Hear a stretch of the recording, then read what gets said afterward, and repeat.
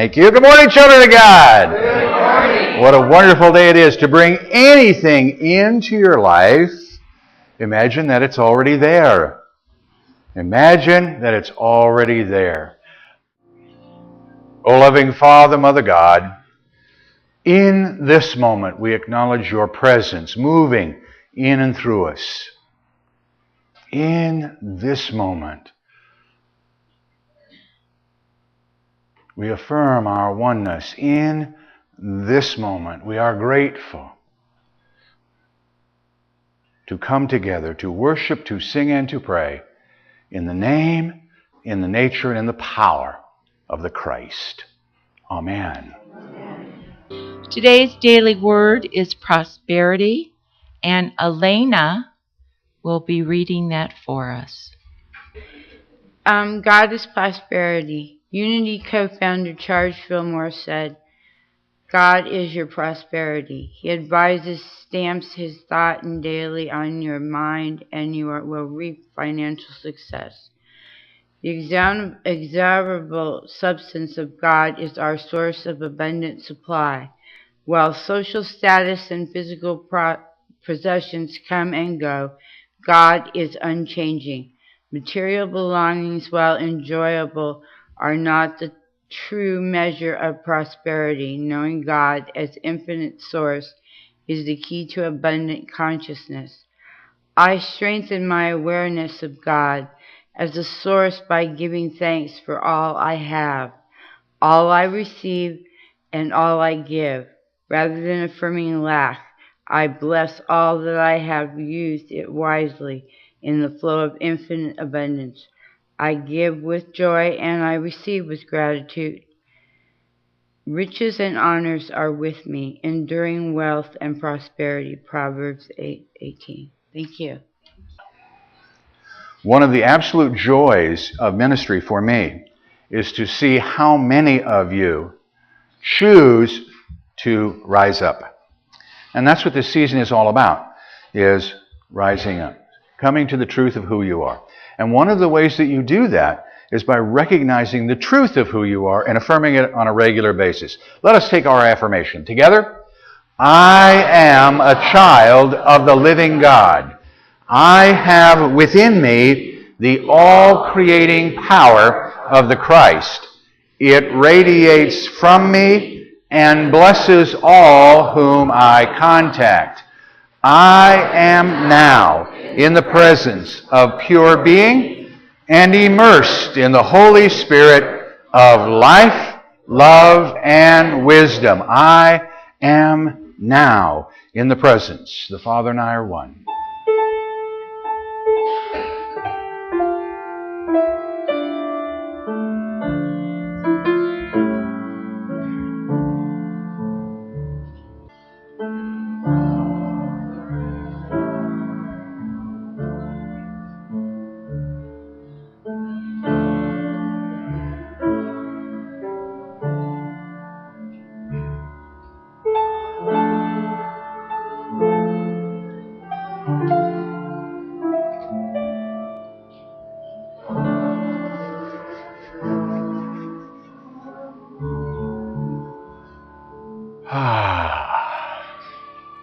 We acknowledge the truth of us. The Father and I are one. We choose in this moment to move to that place in consciousness that is our secret place, our inner closet. And here we acknowledge the presence. Here in the stillness and the silence, we affirm our oneness.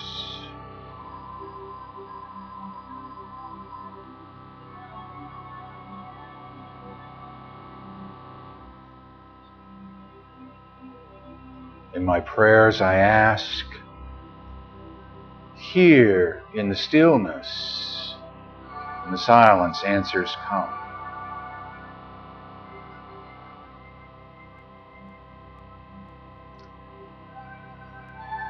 With each breath I take, I open myself to receive. this day.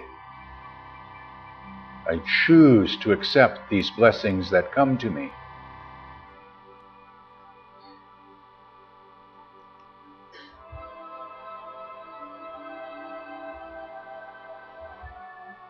Here, in the stillness, in the silence, all my needs are met. This day, I accept that. This day, I move forward in the truth of that. This day.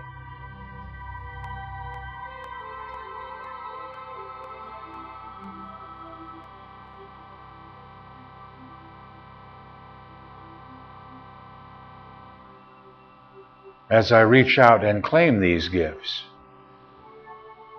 each and every cell of my being is re-energized, revitalized, renewed. I am whole and free.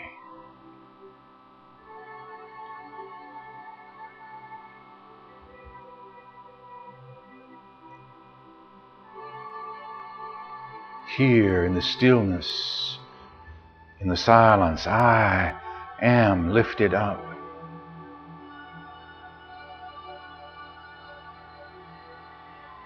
Oh, thank you, thank you, thank you.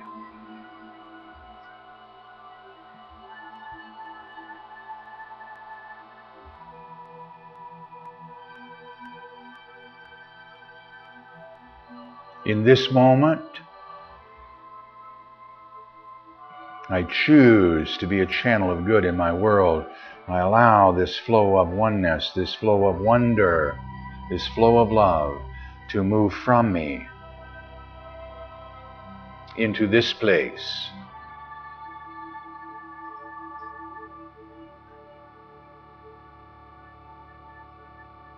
These gifts come together and with thought of like mind, join in strength and in power, touching each and every one of God's children right here, right now. I am blessed.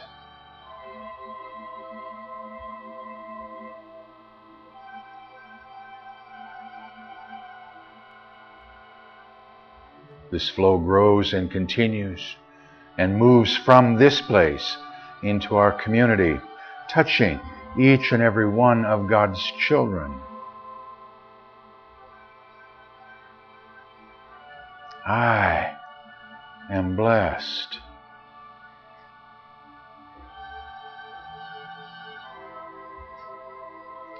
Across our state, across our country, touching each and every one of God's children. I am blessed.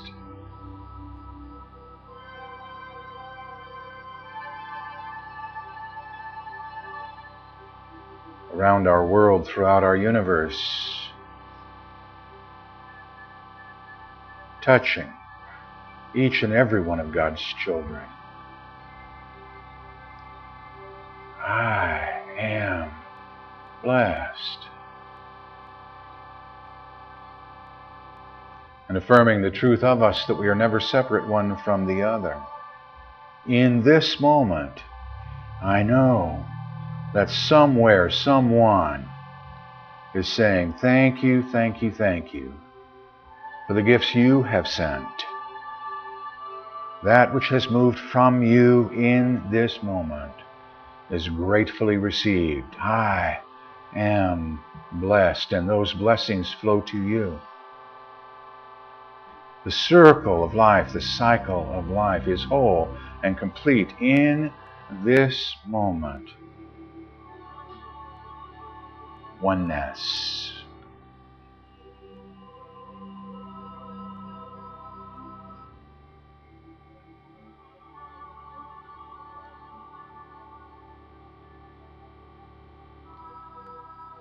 Thank you, thank you, thank you, God.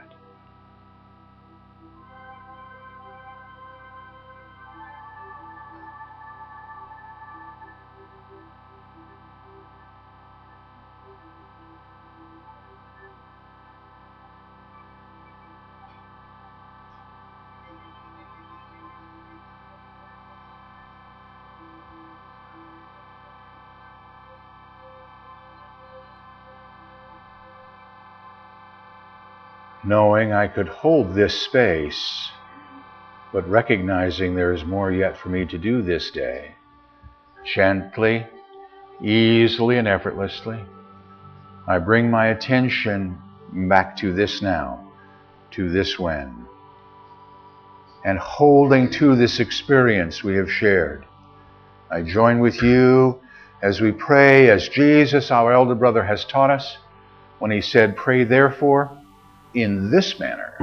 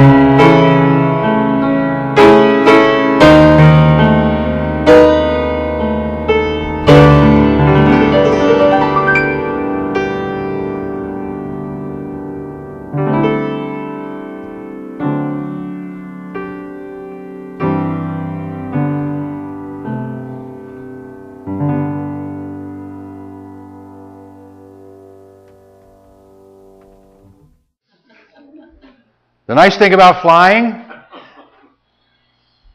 is all you need to fly is to understand how to fly. The only thing holding you is your unbelief. You know how. And that's what overcoming is about. You know how. But we need to remind ourselves of who we are and how to get past the appearance. Because we assume, we all know what that word means, that what we see is the truth. And it's not. It is our experience. It is what we believe, but it is not the truth of us, and it is not the truth of our world until we hold this thought. There is only one God, one power, one presence in my life and in my world, God the good. When I hold that thought and see it, I have now overcome all this stuff out here. And every now and again you get to live it. Every now and again you just rest and let all parts work together. I was sharing with Henry that I had the opportunity to play golf on Friday, and I had my comeback of the year shot, if not the day. I was about 5 foot off the green in semi-rough. I had a 52-degree wedge. I went. It sailed up, laid right on the edge, and drifted into the hole. I let it just sit for about a minute. Everything working together at once. Instead of me trying to help it, which is most of the way I play, just allowed all the parts to work together. And every now and again that happens, and you just go, yay, and that's your comeback shot. And that's the same way it is here with the truth of who you are. You know how, you've had glimpses of it, and it's just a question of saying, can I get back into the flow? I've never left it. God never leaves me. I, from time to time, will turn away. That's the errors that we make. Yay, thank you for errors. Why? Well, without them, I wouldn't have a job. Duh. Fortunately, we all have work to do. Somebody asked me one day, for a church of happy, smiling people, I've never seen so many sick people in one room in my whole life. And I said, well, think about it from this perspective. This is a hospital. In the truest sense of the word. Here is where you come to heal. Feel free to be sick, but not sickly. And change what that means. This is a temporary condition because I'm learning how to be an overcomer. Let's get a definition. What is an overcomer? Why reinvent the wheel when somebody has already created it for you? An overcomer is one who recognizes the truth of their being and is not going to someday, is renewing their mind and body and affairs by changing their thought from old mortal beliefs to the new as he sees them in divine mind. How many minds? One. Sees yourself. See yourself in that presence. That's the truth of who you are. And you're changing your thoughts and feelings about what's going on in your world. That's really what it comes down to. But the key word is the word is. Well, this change is a great thing. I'll do it later. No. Now. Right now. Is. Work on it. Is. Overcoming. So, what's the first part of that overcoming piece? It's our brethren in AA say it this way. You got to recognize you got a problem. We call it being aware. Initial awareness. Something in my world isn't quite right. Something in my world could be better. That begins the starting point. Okay. I want what? A different viewpoint. Now I need to imagine it. We started that with today. If you want something in your life, imagine it as already here. Now we sing, "Let There Be Peace on Earth" every week. And I have a music director in the Bay Area who said to me one day, "What's with you guys in this peace song?" First of all, it's not that good a song. And second, you don't believe it. What? Yeah, I do. No. Because if you did believe it, you would put it to work. Not just when you're in a circle holding hands and kumbayaing, but when you walk out the door. You would take that peace with you and you would put it to work. That's what we're supposed to be doing, changing our thoughts and feelings. Yeah, but it's a big chore. Yes, it is. So continue the work. Don't listen to her. And that's what I told her too, by the way. We're changing it one step at a time, but we have to reimagine what peace looks like. What does peace look like for you? Peace means that the river doesn't go above its bank and that there's plenty of fish. Peace means that all my golf clubs work together and I have a great game. Peace means that when I walk around my world, I'm showered with love and appreciation for being. Ooh, now there's a picture. Peace means, what's your picture? What vision are you holding? When you want peace in your world, where does it begin first of all? Here. If I want more peace in my world, I must be more peaceful. And I don't use that must word a lot because you get to choose. I don't want to be peaceful. Great. Good for you. May I humbly suggest that your world will be better when you choose. Because that's all my brother did to me. My elder brother said, look, this is a way to live life. Feel free to live it or not. When you choose to live the truth of who you are, you'll get a given result. When you don't, you get a different result. What result do you want?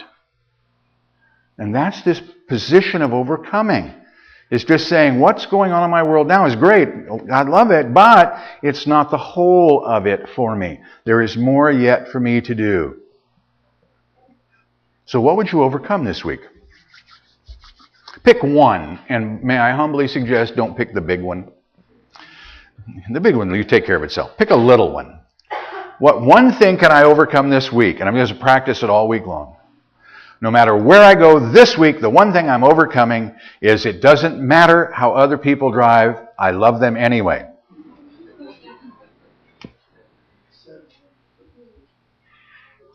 As opposed to attempting to help them drive from your seat, complete with expletive deleteds.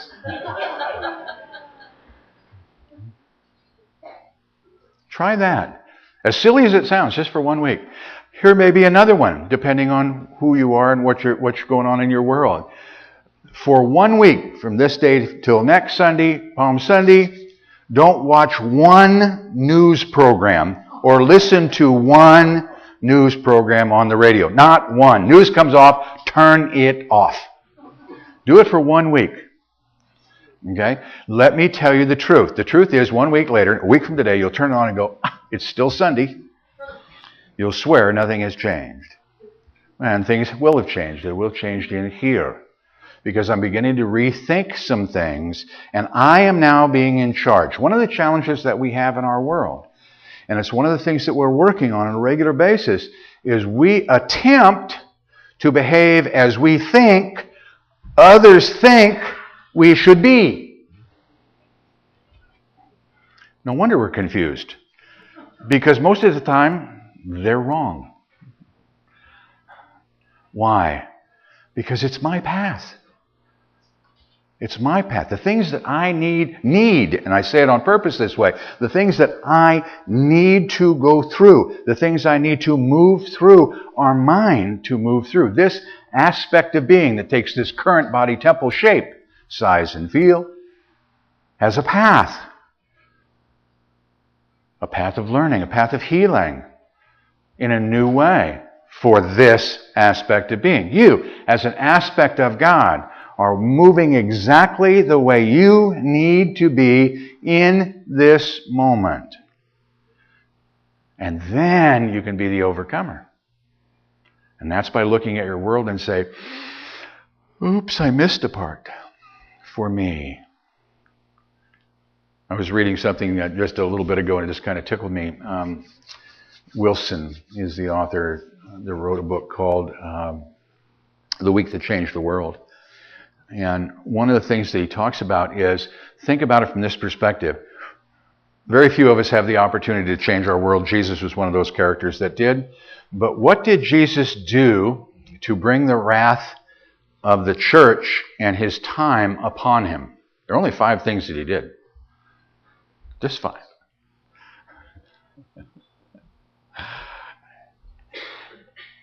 He ate with the Pharisees and didn't wash his hands. He healed on the Sabbath. Right? Raised the dead. And a couple other pieces in there too. Wow. There's a guy we need to get rid of. And in essence, that's what's going on. Why? Because in our world, these beliefs that we hold as the truth. And when we get shaken up a little bit, prepare for seatbelt on. We rumble a little bit. It's to remind us of the truth of who we are. We need to shake our belief systems up. We need to take a look at them and say, wait a minute, is this really the truth of who I am? We had a great conversation earlier in the week with a friend of mine who just come back from India. And he reminded me that in our country, that unless you have traveled on an international scale, you have no idea what poverty looks like. Even the stuff on TV, you can distance yourself from it because you can't smell it, you can't feel it, and you're not in it. But once you see that, in the other part of the world. Now you have an opportunity to do what? Heal. Is that poverty? Am I in lack and limitation if I hold that thought? Yeah, right there in it. They don't have and I have. Losers, winners, all that stuff, yes? Now I'm going to stop, breathe, and readjust my thinking. If that's so bad, how come there's so many smiling people in it? I think I've shared this story with you before. It was just mind-boggling to me because the Haitha, from our perspective of lack and limitation, is a guy who lives in a hut. And not a waterproof one. And in a country that it rained regularly. And he was a rice farmer. Every day came out of his hut with his water buffalo and worked in his field, smiling. Smiling. Worked all day long. At the end, it left the water buffalo out in the field while he went back to the hooch for lunch. Came out in the afternoon, worked all afternoon. The end of the day, went back to his hooch. And then we, who were foreign invaders in his country, took one round as he fired in our general direction. With a rifle, I suspect never got even halfway there, but he'd made his gesture. But my point was this. Here is a man who, from our perspective, is living in dire poverty and is blessed and says so and is joyous and expresses it. Then I'm being just a little judgmental if I say this is poverty and this is not. May I humbly suggest that that's one of the things that we need to work on. Regardless of the appearance, I am there. That's the truth. Regardless of the appearance, I am there. So I then, me, Rob, I need to overcome this notion of lack and limitation. There is no lack or limitation in the world. None. Zero. Zippity-doo-dah. There is only one. So I need to overcome the belief that there is. There's something else I can work on this week. That for 1 week, you get the other 51 that you can be weird on, but for 1 week, there is no lack or limitation in my world. There is only God the good. What would your world look like at the end of that week if you actually consciously held that thought for the full 7 days? Wow. Yes? And here's the fun part. You're not alone. There are others who are thinking that thought at the same time. We're beginning to move through it. We're beginning to get it out of the way. Yes, there's still challenges in our world. How do I know? Based on my thoughts and my feelings and the words that I use. I'm beginning to change my language. If you want more peace in your world, use peaceful words. If you want more order in your world, more harmony in your world, choose orderly words. Choose harmonious thinking. You get that result. That's what overcoming is all about. People say to me regularly, you know, Rob, if you could just come up with one how-to, just give me the silver bullet, the how-to, that this would really be great for me. Here comes the how-to. I don't give this to everybody, but you guys get it today. The how-to goes like this. Breathe.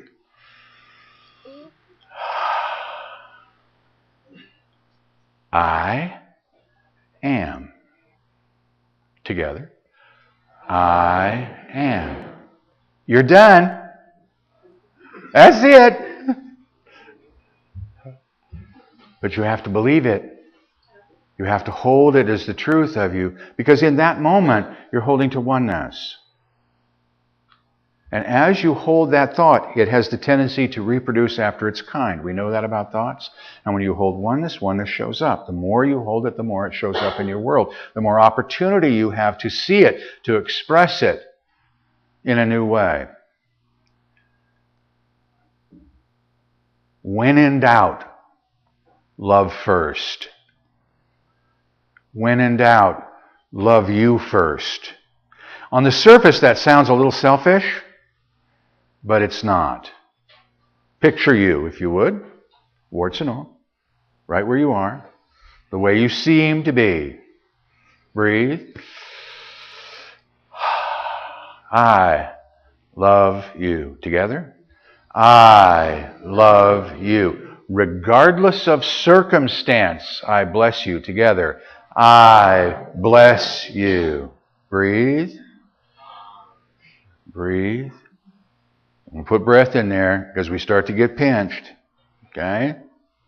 Even it's that kind of a day, but that's a different story. Just breathe. I appreciate you. Together. I appreciate you. And you're talking to you. Hear you. Hear your voice. Then the move that will change the world in this moment. Hold the picture. I behold the Christ. Together. I behold the Christ. In that moment, you are holding to the truth of who you are. In that moment, you are moving thought and feelings into new areas of expression. In that moment, you are, in fact, in truth, an overcomer. Namaste. Thank you for listening. Please feel free to pass this message along to your friends and family. You can obtain additional audio tapes or CDs by visiting our website or by calling our office at 541-772-6902. We invite you to join us in prayer. We know that prayer works, and now you can send your prayer request to our prayer team here at Christ Unity Church by using the form on our website. The activities, programs, and services of this ministry are presented on a love offering basis. All gifts, regardless of size, are gratefully accepted. You may participate either by sending your gift to Christ Unity Church, 540 North Holly Street, Medford, Oregon, 97501, or by visiting us on the internet at www.unitymedford.org.